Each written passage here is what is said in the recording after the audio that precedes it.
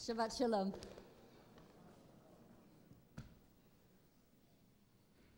How should we build a lasting Jewish community? It's a relevant question for us these days, and it tends to get put in very alarming terms by way of a lot of detail and a lot of numbers. So, for example, the Jewish population study of 1990 showed that Jews have fallen from 3.7% of the US population to 2%. Of all Jews who have married since 1985, the majority have married non-Jews, and demographers predict a drop from 1 million to 2 million in the American Jewish population over the next 2 generations should these and similar trends continue. Adin Steinsaltz has observed that, and I quote, "The more American Jews become identified with the prevailing culture, even with an affinity towards Israel, the sooner they can expect the same future as so many other immigrant communities who assimilated into mainstream America and lost their unique identity." And we live in an age of impassioned individualism. Just to take one aspect of that within our own community, the growth of independent minyanim, groups of people who are coming together to pray in smaller locations, over synagogue affiliation in the younger Jewish population, points to a cultural shift away from communal identification and towards self-actuation. Or, to put it more simply, we prefer our own playlists these days that we create and listen to on our own iPods. And given all of that doom and gloom, how are we supposed to create something that is going to last? Now, I'm not going to pretend, it would be foolish to pretend that I can answer that question in a single sermon. That question is a question that has to be lived in order to be able to reach its answer. But what I do want to say, and you'll know this if you heard me speak before, I am an advocate for the continued relevance of Torah to the times in which we live. And this week's Torah portion is a good example of a set of principles that has very direct, contemporary relevance and significance, even though, superficially, it looks a lot like a lot of detail, a lot of numbers, and a lot of statistics. The Mishkan, which is the name, alternately Mikdash as well, for the structure that was built by the children of Israel in the desert, ostensibly to provide a focal point for God's presence among them, also represents the first Jewish community project, the first ideal of the structure of that Jewish community. And there's a number of lessons that we can draw from that project about how we too can create community and how those Jewish communities can endure. And I think that when we read the Torah portion, there's 2 ways that we can miss the lessons that it contains. So let me deal with those first. The first is that the Torah does not have illustrations. And this is a problem for this part of the Torah. Truly, it is. It's very hard to envisage the Mishkan without at least a diagram, better a picture, and better still, the kind of stuff that young people are now creating on YouTube, which are 3-dimensional virtual tours of the inside of the Mishkan. If you need pictures, and I recommend them for this part of the Torah, you can find them in the back of the Chumash. But I strongly recommend a quick trip to YouTube to look at those videos. They're really impressive. And they really give you, they sort of zoom around the Mishkan in 3-dimensional vision, and then the curtains part and you go inside. And it makes it real in a way that it is very hard to envisage from the Torah. And by making it real, it makes the lessons that it has to teach us more accessible. The best of them, by the way, is at www.deserttabernacle.com. But there are others. The second reason that we miss the lessons is precisely because of the mass of detail. Rabbi Bernhard was speaking about that before we read the Torah portion. And wiser folk than I am have commented on the devotion of pretty much the whole of the second half of the book of Exodus to the step-by-step instructions for building this thing, and comparisons have been made with the IKEA catalogue, and references have been made to Home Depot, and so on and so forth. And I talked myself last year at this time about the deeper meaning of the detail. And I am sure that that's not the last time that I'm going to talk about the deeper meaning of the detail of the Mishkan. But for this year, let's just notice that the detail can and often does distract us from the broader principles. We know what's been said about measurements and statistics, and we know how they can be misleading. So with those two distractions out of the way, what does the Mishkan actually have to teach us about the Jewish communities that we can build today? There's a number of lessons. First, there's something about inclusivity. Everything that was brought to build the Mishkan, the riches the children of Israel brought out of Egypt, and perhaps some other stuff as well, everything got included in the final project. The Torah portion for today begins with a list of gold and silver and ram skins that are dyed red, and oil and spices. Everything in that list got used, right down to the mirrors of the women whose job it was to sit at the door of the tent of meeting. Quite possibly, I would say those ladies were the earliest incarnation of what we today know as sisterhood. Nothing was omitted. We can imagine families coming to the finished product, coming to the Mishkan, and proudly pointing out their contribution. You see that emerald up there? Well, that's our family emerald, and we gave it to be used in this project.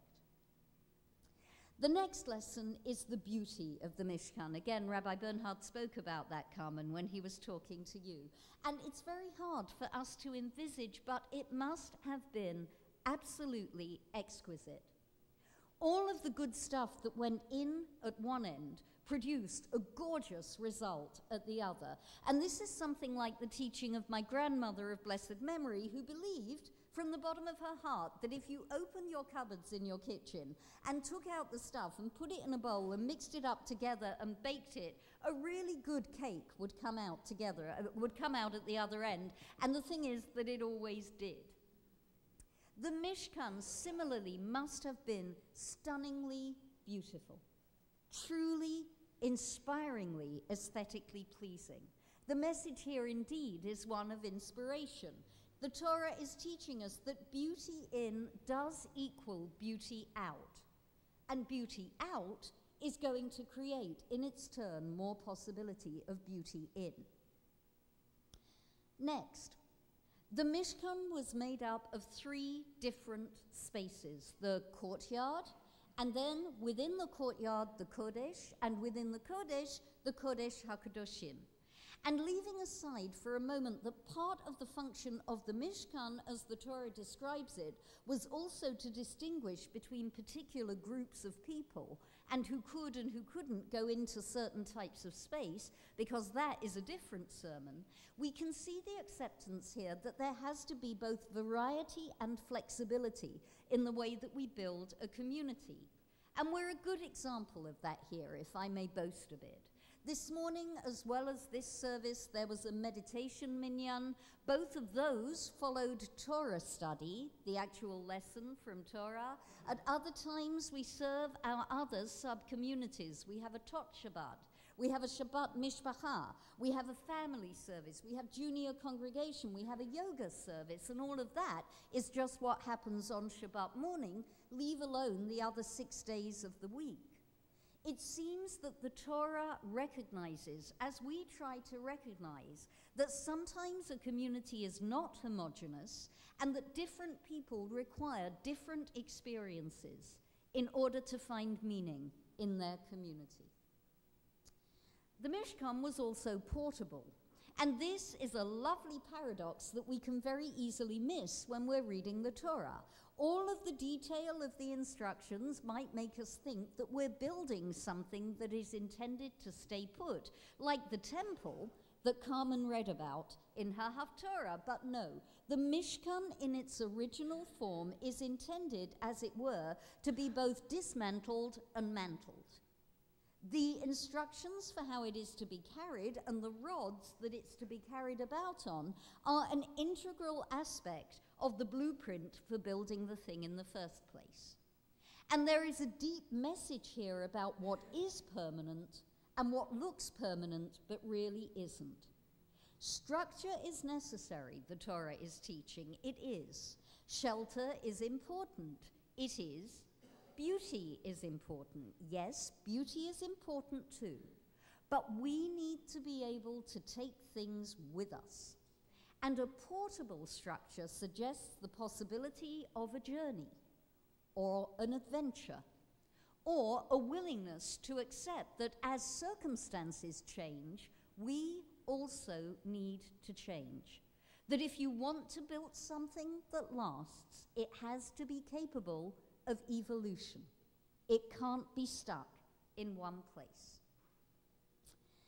And a lesson that I learned myself only recently from watching those YouTube videos, though it was referred to by Rabbi Bernhard over the course of the week when he was talking to us. The inside of the Mishkan was a reflective surface. It was gold-plated, actually, and it was lit inside only by the light of the menorah, by the light of those 7 dancing flames. And I imagine something like a golden hall of mirrors with every reflective surface, and there were many, the table, the ark, the walls, the floor, the menorah, the threads in the curtains that were metallic, sending back a different ephemeral image of what was around it, an infinite multiplicity of reality. For a community to work, it seems, it has to be capable of reflecting ourselves back to ourselves, of melding individuals together and drawing them apart again, and showing them both their differences and their commonalities on an ongoing basis. And at the very heart of the Mishkan, as Carmen mentioned, there was an empty space. The focal point of the Holy of Holies was the Ark, yes, and inside the Ark, inside the Holy of Holies, there were both sets of tablets, the broken set and the second set that Moses brought down. But it is clear from the way that our subsequent teachers teach it, that the specific holy valency of the Mishkan, its Kedusha, was brought about by God descending in the form of a cloud, an ephemeral thing, to inhabit the vacant space on the roof of the ark between the wings of the cherubim. At the heart of every properly functioning community, there needs to be a void into which we pour our potential, and that space needs to be empty, because if we get trapped in the beauty of the stuff, we miss the point. As the Zen proverb has it, and there's a Hebrew incarnation of this proverb as well, if the tank is full, you can't put in more gas. And so too with the way that we build our community. And the final lesson is that the Mishkan was built for a community by a community, so that community could express its choices and its values. Its choices lay in what it brought and what it made of them. Its values lay in the clue in the first verse of this portion, Vayikhu li teruma, says God. Let the congregation of Israel take a contribution for me, for something that is not themselves, for something that is greater than themselves.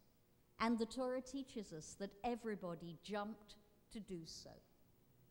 It's not just about what we bring. It's the purpose for which we bring it. And I believe that a community cannot continue to exist just on the basis of the fact that it feels good to come together. Because sometimes it doesn't feel good to come together. Actually, people being people will get on each other's nerves. It's the way we are. No. What we need to do is to participate in order to express our values and our purposes and our dedication to something that is greater than ourselves. And if we do that, then our community might stand a chance of enduring over time in the way that Jewish communities have been enduring over time for more than 2,000 years. If we want a way to remember those principles, we can go back to one of the most often quoted statements of our tradition, one of the things that we teach our little kids in the ECC, and they sing it very lustily as the Torah goes round the room. Al shlosha devarim, it says, ha'olam omed, al ha'torah ve'al ha'avodah ve'al gemilut chasadim. The world stands on three things, on Torah, on worship, and on good deeds. But if I may offer an alternative translation, because you know me, I like translation. This means you must study, you must build, and you must be kind. And we often forget the one in the middle, I think. We get the study piece and we get the kindness piece, but even as we focus on those two, we diminish the obligation to build. Or we confuse building noun with building verb. And we think that building noun might be a substitute for building verb. But in fact, we need both. Both what is quantifiable, the noun, and what is non-quantifiable, the action. We need both. The Torah is teaching us that the act of building is as important as the thingness of the building. And if we build, and all of us can, and all of us should, if we build with the hope of creating something that is inclusive and beautiful and flexible and portable and reflexive and inspirational and an expression of something greater than ourselves, well then I think that we stand a very good chance of defying statistics both now and in the future. Shabbat Shalom.